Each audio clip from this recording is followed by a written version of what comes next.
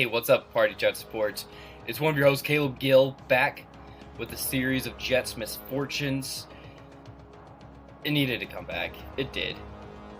Because this 2024 season just has been a colossal disaster. Everything that could go wrong has gone wrong. This season has been the epitome of Murphy's Law. And it's kind of surprising that it's gone this bad. Most people that listen to me and talked with me know that I didn't have a lot of high hopes for the Jets heading into this year. I still expected them to be a 7, 8, 9 win team or so. They're at 3-8 after 11 weeks heading into the bye. And with this being their bye, I thought this was a good time to put out this episode.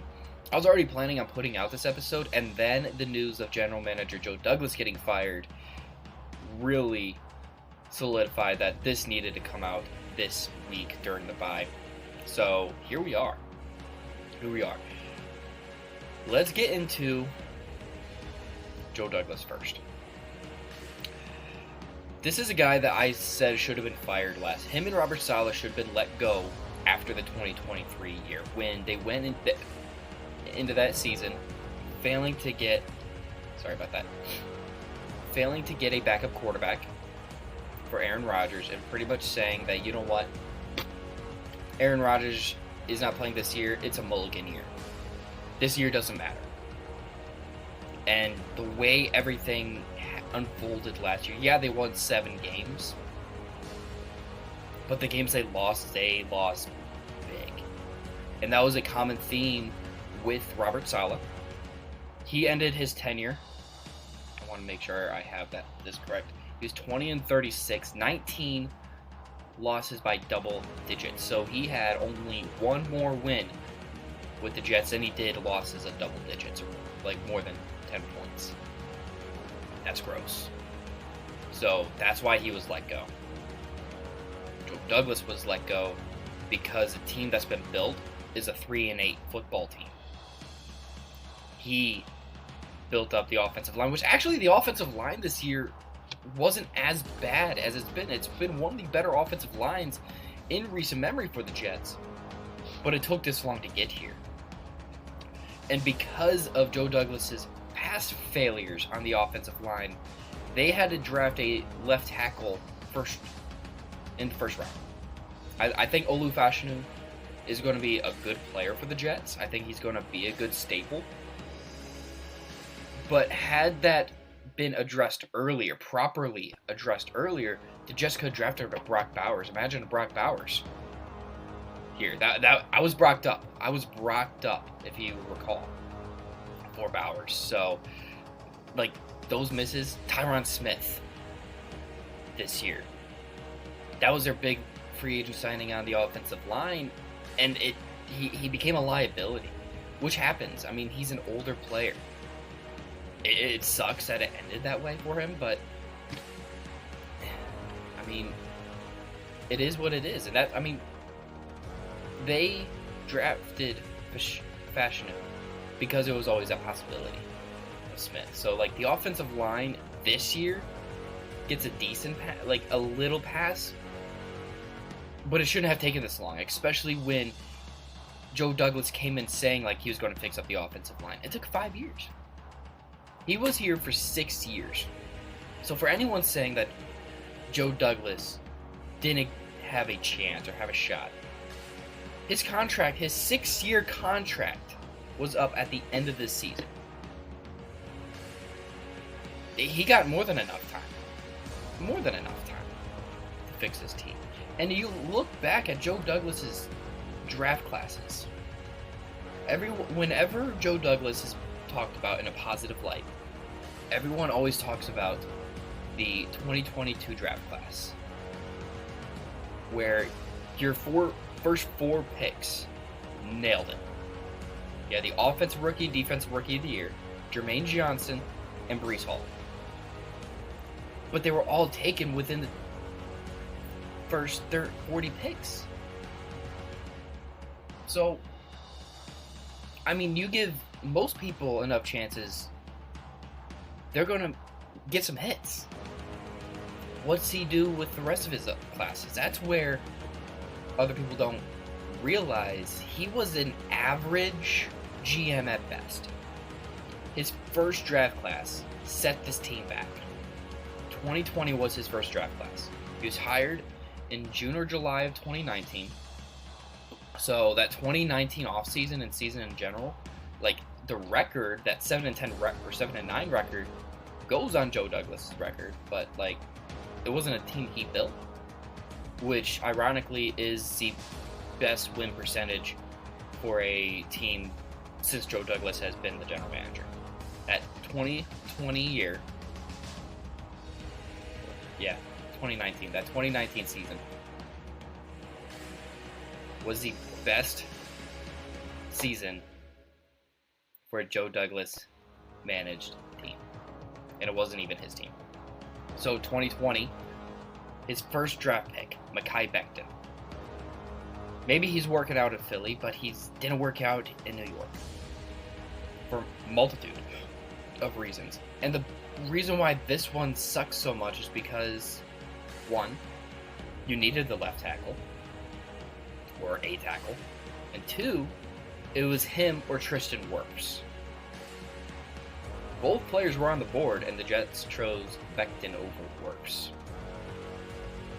That hits hard.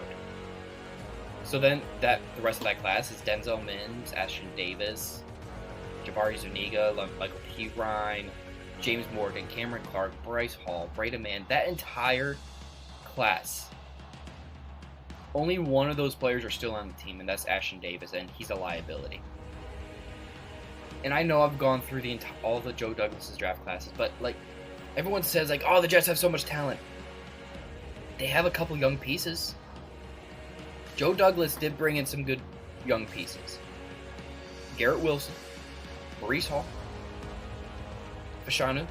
We'll see what happens with Sauce Gardner.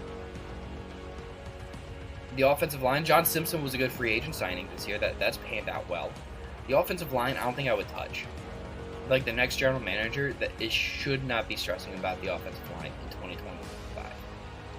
The weapons, after Garrett Wilson and Breece Hall, like Braylon Allen is probably serviceable. For Joe Douglas too, his inability to really get a backup quarterback until this year with Tyrod Taylor. And honestly, I think Tyrod Taylor is the best quarterback, or gives the Jets the best chance to win in 2024.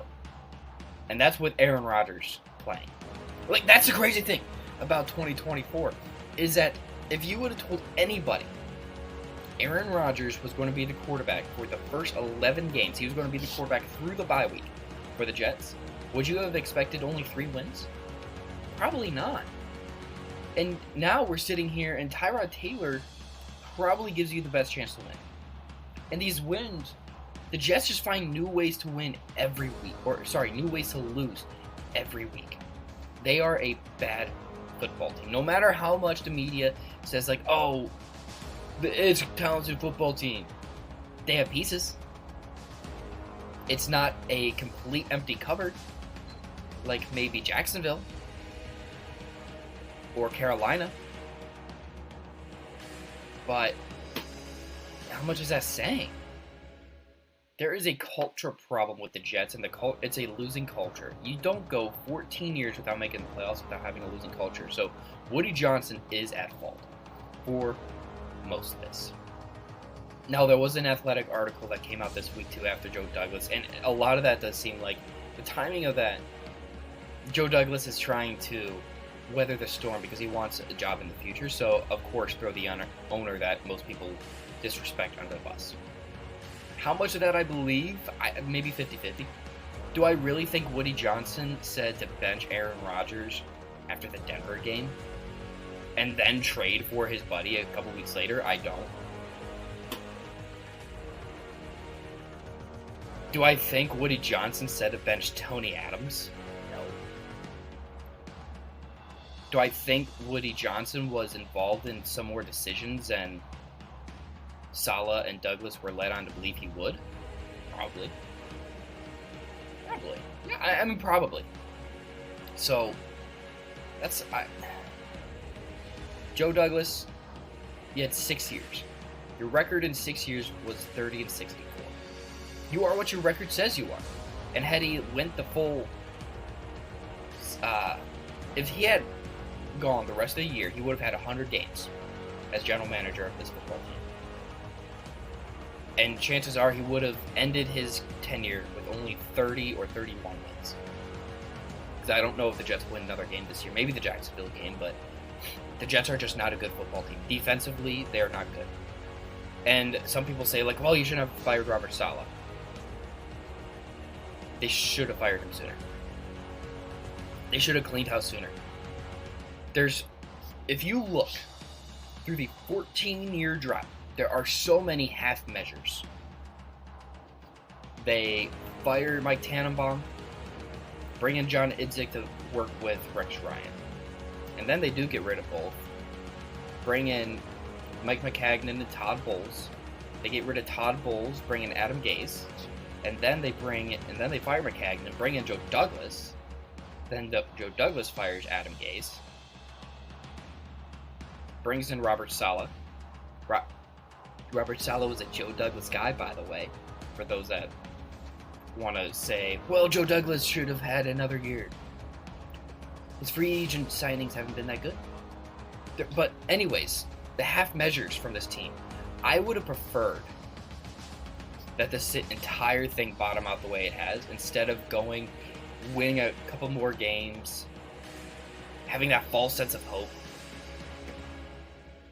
and then barely making the playoffs or barely missing the playoffs, and then you run it back with like Jeff Ulbrich and Aaron Rodgers next year. No, I don't want that. And for the people that continue to harp and say that Aaron Rodgers cost Joe Douglas and Robert Saleh their job, need to be hit with some reality. The fact of the matter is, the only reason those two still had a job in the first place was because they were able to convince Woody Johnson that they were an Aaron Rodgers away from being a contender.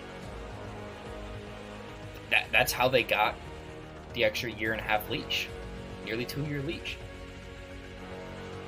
And they genuinely felt that way. You can tell because they barely made moves in free agency that year. Their big free agent move was Alan Lazard the year they traded for Aaron Rodgers. And you could say, like, oh, Joe Douglas didn't really want to bring in Aaron Rodgers. Bullshit. Yeah, Woody Johnson definitely wanted that for the ticket sales and yada, yada, yada. But Joe Douglas was also the one that got on stage at a Jets fan event and said that Aaron Rodgers is coming.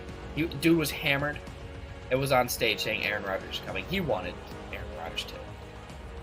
But when you miss as badly, general managers do not get 3 quarterbacks, usually. He came in telling Sam Darnold's parents that he was going to protect him. And then he traded him away, drafted Zach Wilson with the 2nd overall pick. Now it looks like one of the bigger busts in NFL history.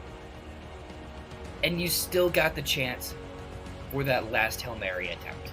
And that's what Aaron Rodgers was. Aaron Rodgers for the Jets was always a Hail Mary attempt. And even though he's a king of Hail Marys, they don't always land. And that's what you get sometimes. Most times when you throw a Hail Mary, it's not successful. That's why it's called what it is. It didn't work. And I think it's better for the future of this team that everything bottoms out.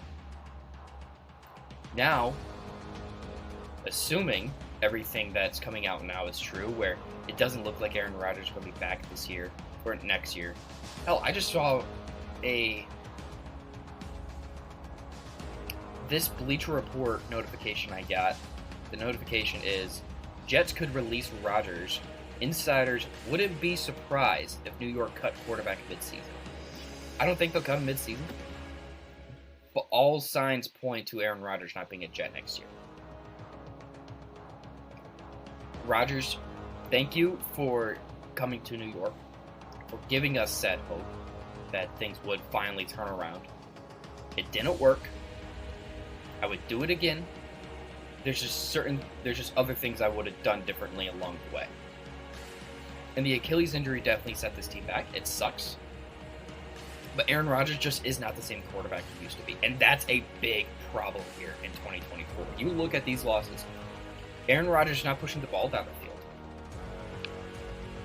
He still hasn't had a 300-yard passing game as a Jet. I think he's gone 30-plus games since his last 300-yard passing game. He's not throwing the ball over the field confidently. Everything is checkdowns or like those quick slants. He is not confident, or his body. I really don't know how to describe it for him, because like I think up here is more confident than the rest of the body. Like his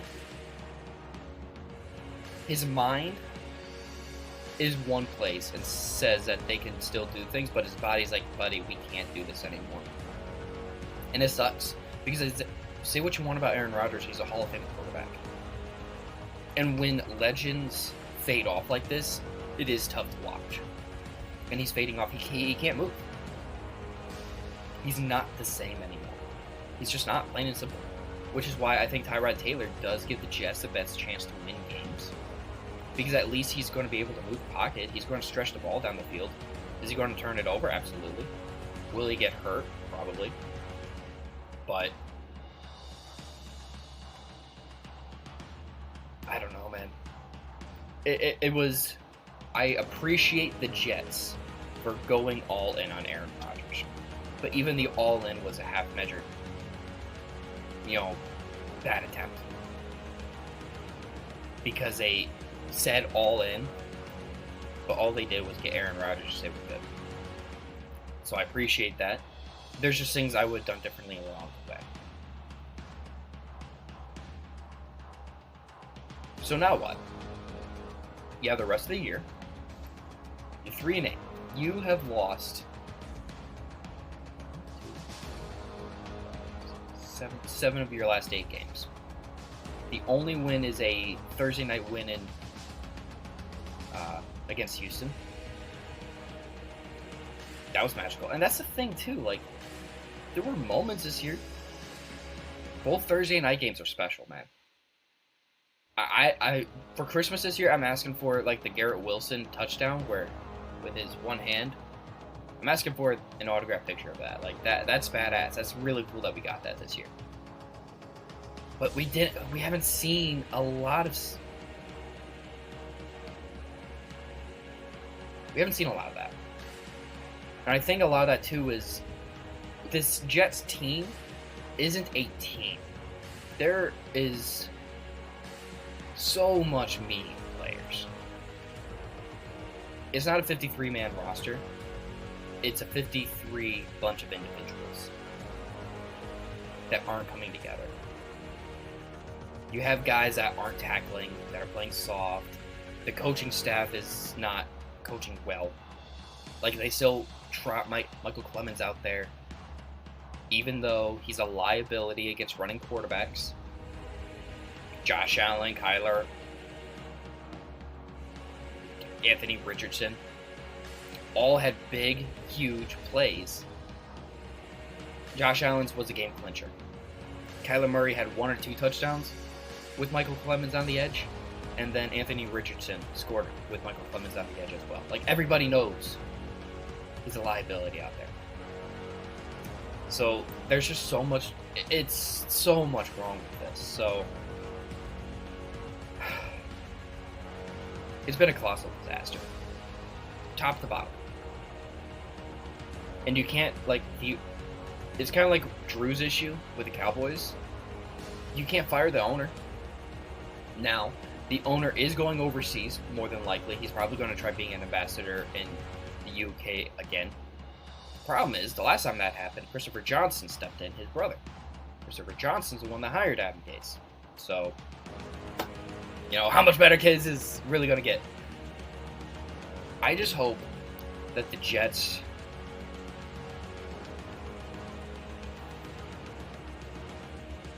let this thing bottom out. I do. Bottom out is kind of my mentality moving forward. Not necessarily for a higher draft pick, but so that they don't get that false sense of hope that it's okay to start running people back.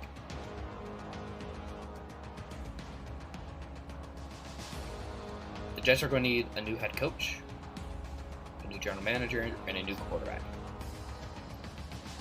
I don't want the Jets to draft a quarterback in the first round of 2025, though they probably will. I'd rather them take next year as a rebuild, or like, not really a tank year, but kind of a tank year. The Jets need to get more football people involved. Like a vice president of football operations, something where you don't have as much of the business people running the day-to-day. You let the football people handle football. You need more of those voices. So I hope the Jets do that. If you're wondering who I want head coach-wise, general manager, I'm not as good with knowing who a good general manager candidate would be. Joe Douglas was supposed to be the cream of the crop. The reason he got a 6-year deal is because he was turning down the Jets. The Jets would approach, he said, no. They finally said, we'll give you 6 years. And he said, all right, fine. If you're going to give me a 6-year contract, I'll come fix your team. Didn't really work. So general manager candidates is a little harder for me to... Like John Dorsey's out there. He's one that's being floated around a little bit. I'd be intrigued. Head coach candidate, though. You need a leader of men in here. So Rex Ryan keeps popping up. As much as I love Rex, Fat Rex in particular, I don't think he should not be the head coach. However, if the Jets are able to bring Rex in some other capacity, because you need a coach, you need a leader, somebody up there that is proud of the Jets, that wants to be a Jet, that loves the Jets, like Rex does. So if you get an Aaron Glenn, he's the one that's being tossed around a little bit. The defensive coordinator from the Lions, he's a legacy guy, former Jet, by the way. If you get an Aaron Glenn, maybe Rex is like his assistant head coach. I wouldn't be against a pairing like that. I wouldn't mind Rex being in the building, just because he's going to bring that energy. And that's what you need right now. It's so dull. The fake energy, the fake tough guys, and they have a bunch of fake tough guys. They do. And so I wouldn't be against Aaron Glenn. My dream is Mike Vrabel. Because I think Mike Vrabel is that leader of men. I don't care that they're defensive guys. And the argument always when you hire a defensive head coach is, well, what if the offensive coordinator gets a head coaching job? Name me the last Jets assistant to take a promotion as a head coach elsewhere. I'll wait. No, I don't know. That's a problem I would welcome. I would welcome the problem of having my offensive coordinator be so good that he's going to take a head coaching job elsewhere. I'm fine with that. So Mike Vrabel, a leader of men, he's going to instill toughness. He's going to be a hard ass, but he's a good head coach. He took the Titans to an AFC Championship game with Ryan Tannehill. Don't tell me he's not a good head coach. In a league where everybody wants to be the next offensive mastermind, you need that Dan Campbell works. Mike Vrabel, in some instances, is that original Dan Campbell. What'd he say? He'd cut his wang off, or hit one of his testicles off for a Super Bowl win. I want a coach like that. That's willing to lose his manlyhood for a ring.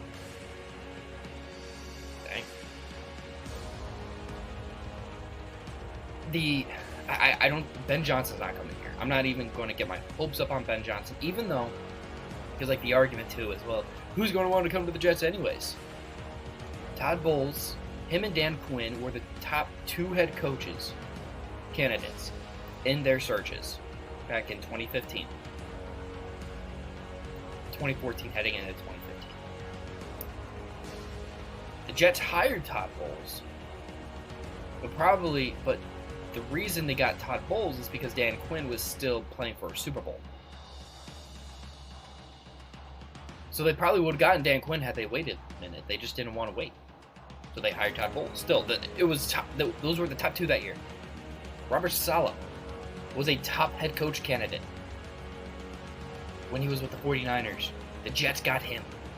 There's only 32 of these jobs. You're going to get somebody.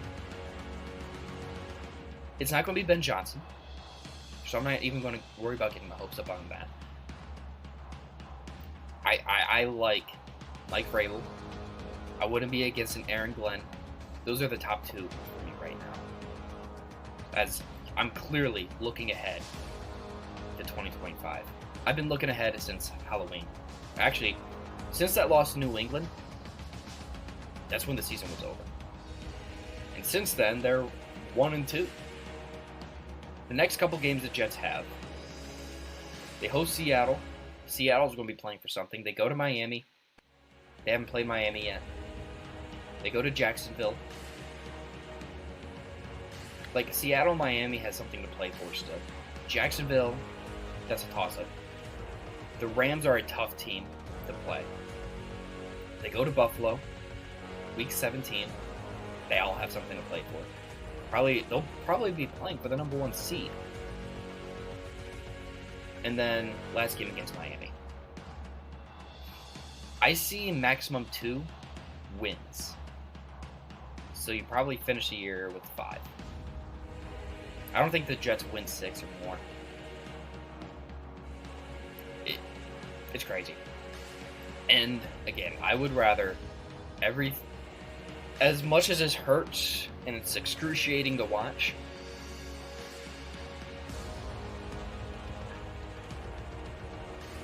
the bottom falling apart or falling right out like this is probably best case scenario for the Jets moving forward. Because now you know you have to fix and replace everything. It's not just replacing a coach here, a manager here, a quarterback there. It's everything. So, that's where I'm at. 2024, what a disaster it's been. I probably won't do another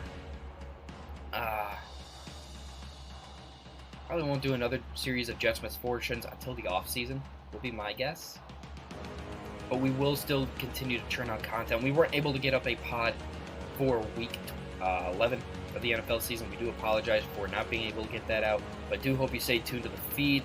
Check out our upcoming pods that we have. Go check out our TikToks and keep up to date with everything going on at Party Chat Sports on Twitter, YouTube, TikTok, wherever you get your podcasts, anywhere and everywhere, all at Party Chat Sports. Thanks everybody for tuning in. Again, it's been a disaster. It's been tough. It's been Jets. That's the thing. Same old Jets. Jets just end the suffering.